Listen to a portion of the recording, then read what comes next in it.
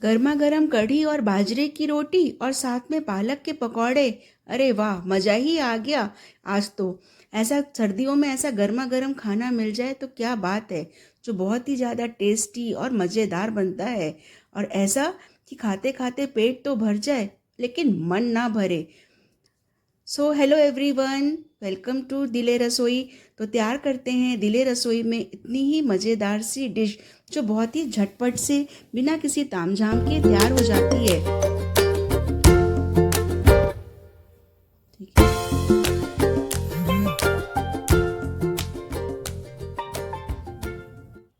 चलिए सबसे पहले बनाते हैं कढ़ी। इसके लिए यहाँ पे 2 कप खट्टी दही ले ली है और साथ ही ले ली है 2 बड़ी कड़छी बेसन की।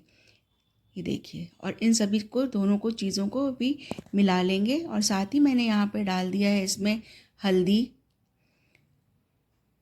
नमक और मिर्च।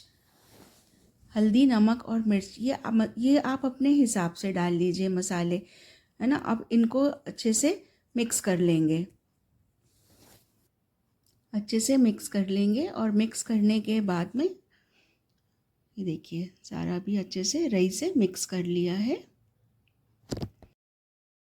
और इसे तब तक मिक्स करिए जब तक कि बेसन की सारी गुठलियाँ टूट नहीं जाएं। अगर गुठलियाँ रह जाएंगी तो कढ़ी अच्छी नहीं बनेगी। कढ़ी बनाना बहुत ही ज़्यादा इजी है, बहुत जल्दी बन जाती है, बहुत सिंपल सी रेसिपी है। बिल्कुल भी डरने की बात नहीं है बनाते समय। ये देखिए, ये सब कुछ मिक्स कर लिया है। और अब एक कढ़ाई में थोड़ा सा घी लेके इसमें डाल दिए हींग, और हींग के साथ डाली है मैंने यहाँ पे राई, मेथी दाना और धनिया पाउडर और जीरा। राई, मेथी दाना, धनिया, साबुत धनिया, मेथी दाना, साबुत धनिया और राई और जीरा, ये सारी चीज़ों को छौंक में डालिए। इससे कढ़ी का टेस्ट बहुत ही अच्छा इसके साथ ही डाली है कद्दूकस करी हुई अदरक। सभी मसालों को अच्छे से भुनने देंगे। जब अदरक भुन जाएगी अच्छे से, फिर जो हमने घोल तैयार किया है बेसन का और खट्टी दही का, वो अब हम इसमें छान लेंगे। छान के डालिए, जिसके कारण थोड़ी बहुत अगर गुठलियाँ कहीं रह भी गई हैं बेसन की तो वो सब टूट जाती हैं। ये देखिए, और इसको हिला दीजिए।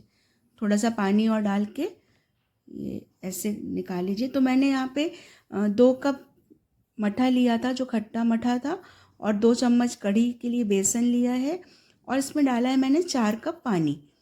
और जब तक कढ़ी में एक उबाल नहीं आ जाए तब तक कढ़ी को लगातार चलाते रहिए, नहीं तो कढ़ी फट जाएगी। ये देखिए, और इसमें मुझे पानी थोड़ा कम लग रहा था, मैंने इसमें पानी और मिक्स किया है। तो मैंने जो आपको 4 कप पानी का मेज़रमेंट बताया है वो पूरे कढ़ी में 4 कप ही डाला है।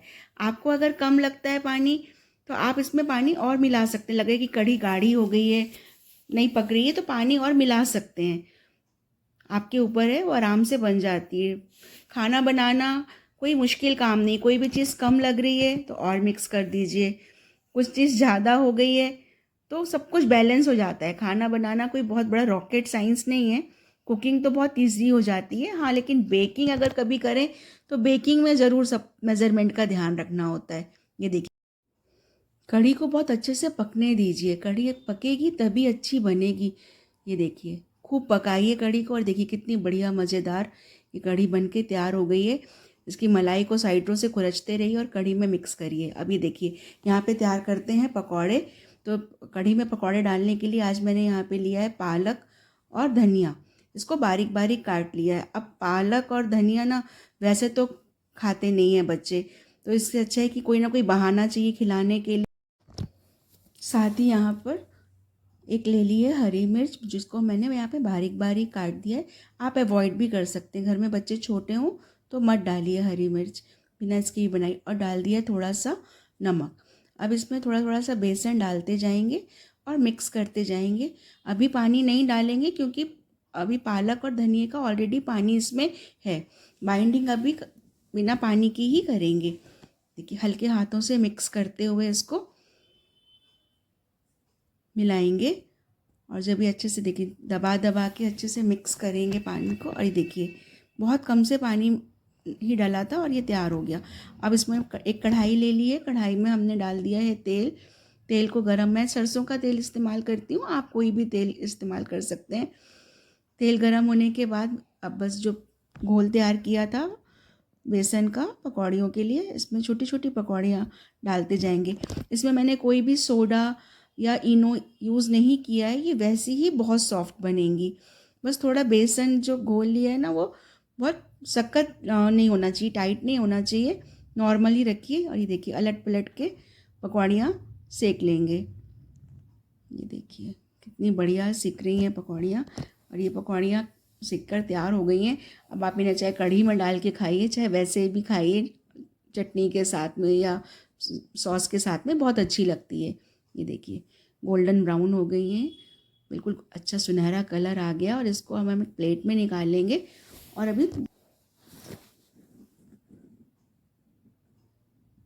देखिए प्लेट में निकाल ली हैं सारी पकौड़ियाँ, और अब इसको हम धीरे धीरे करके कढ़ी में डालते जाएंगे। कढ़ी में अभी उबाल आ ही रहा है, और इस उबलती हुई कढ़ी में ही हम पकौड़ियाँ डाल देंगे। बहुत ही सॉफ्ट बनती हैं, कोई भी इनो या किसी भी तरह का सोडा मिलाने की ज़रूरत नहीं है।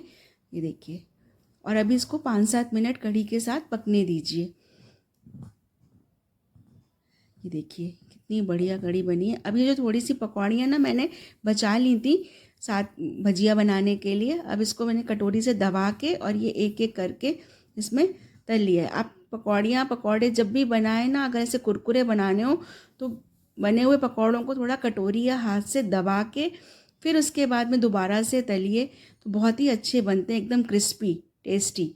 और अब कढ़ी का छौंक तैयार करते हैं। तो उसके छौंक के लिए मैंने एक पैन में ले लिया है देसी घी, जीरा और मिर्च डाल दिए। जितना तेज़ खाते हैं आपके यहाँ छौंक वगैरह, उसके हिसाब से आप तैयार कर सकते हैं। और कुछ कढ़ी मैंने बिना छौंक के निकाल दी थी, और कुछ कढ़ी में छौंक लगा दिया है। ये देखिए कितनी बढ़िया शानदार, बहुत ही स्वादिष्ट कढ़ी ये बनकर तैयार हुई है। कितनी बढ़िया रंगत है कढ़ी में, छौंक वाली भी और बिना छौंक वाली भी।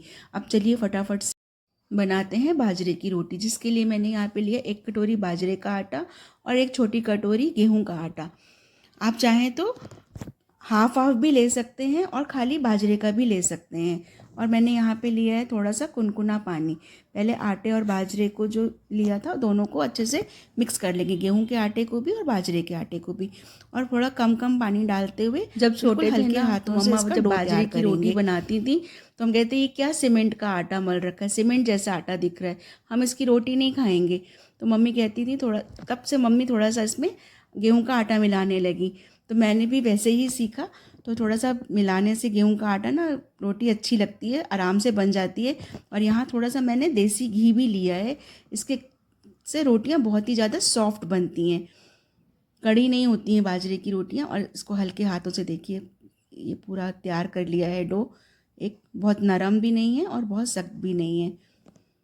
आप चाहें तो बिना गेहूं के आटा मिलाए भी बना सकते हैं।